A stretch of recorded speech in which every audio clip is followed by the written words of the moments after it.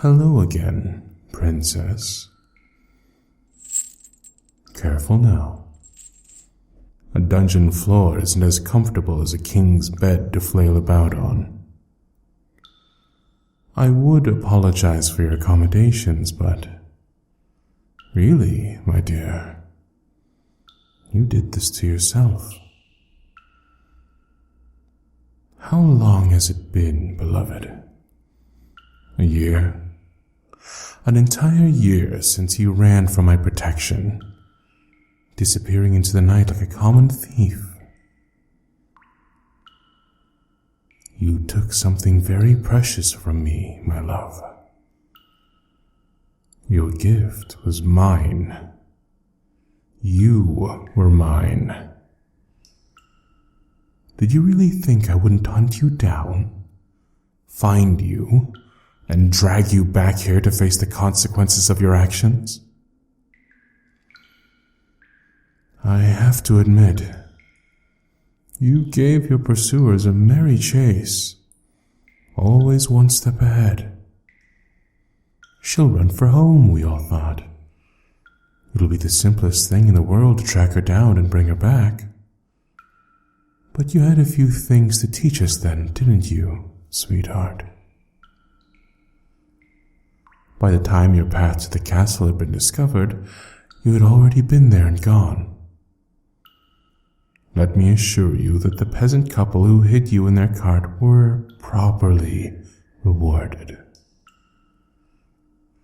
I let them watch as their home was burned to the ground, and their livestock slaughtered, before I had their eyes removed.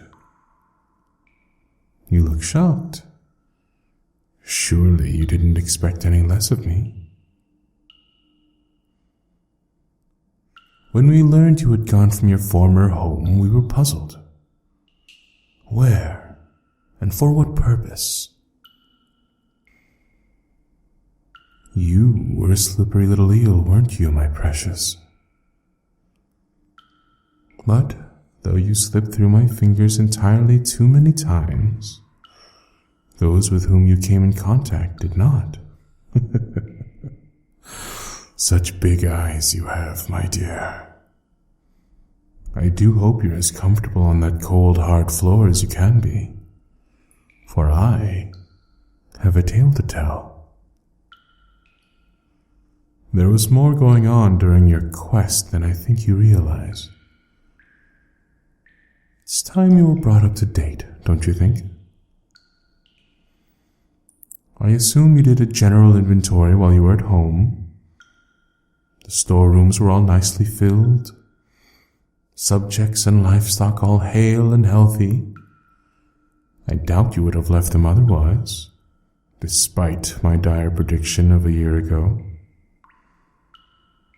Yes, everyone within the city walls fared nicely in your absence. But they had years to prepare for that eventuality. And your parents had been good stewards with their surpluses. However, the inn where you slept your first night away had no such preparation. Pity that one. They tell me it was a most excellent establishment. Now, it is only a bare stone hearth surrounded by ash and cinders, and the skeletons of those who didn't make it out, of course, which was everyone. My, you are looking a bit pale. Are you sensing a pattern, my love? I can assure you that there is one. Every night, you chose to forgo camp and settle at an inn. You condemned the people inside to disfigurement and death. I'd hoped to keep the unpleasantness to a minimum, but you were always out of reach. Think of all those lives wasted, just because you felt the need for a jaunt. And you didn't always opt for public houses when camp didn't appeal, did you, dearest? Families offered you shelter as well. Mothers, fathers, grandparents, children, babes in arms. All those people you left behind with a wave and a smile. I'm fairly certain that if any did survive, they would not smile for you today. In fact, I would venture that your name is as much a curse to them now as my own. There were so many families. It was inevitable that few stragglers would escape. What tales they must be telling their neighbors of what happens to those who befriend the dear princess. And what was so important that it was worth the lives and livelihoods of so many people? What selfish thing did the beautiful runaways seek? Was it release from a curse that tortured and maimed? But you did not carry a curse.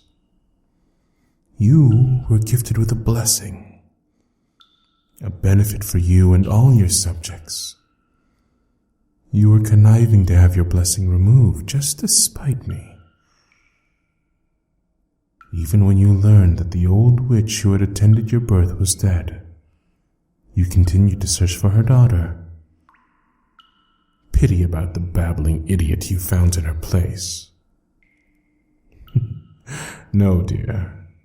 I was not responsible for that misfortune, though I wish I could claim it.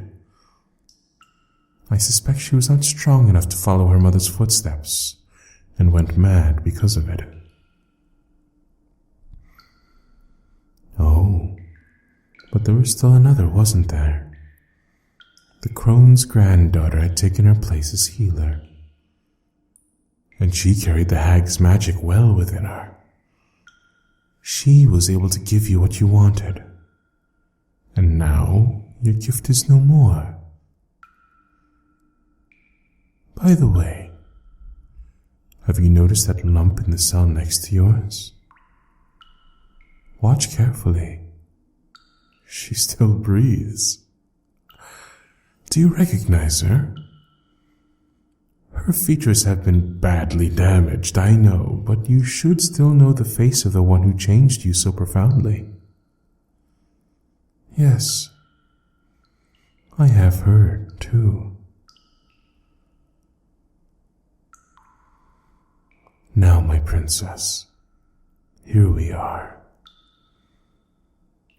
Your spiteful little heart succeeded in its quest, but everyone who aided you is either dead or wishes that they were.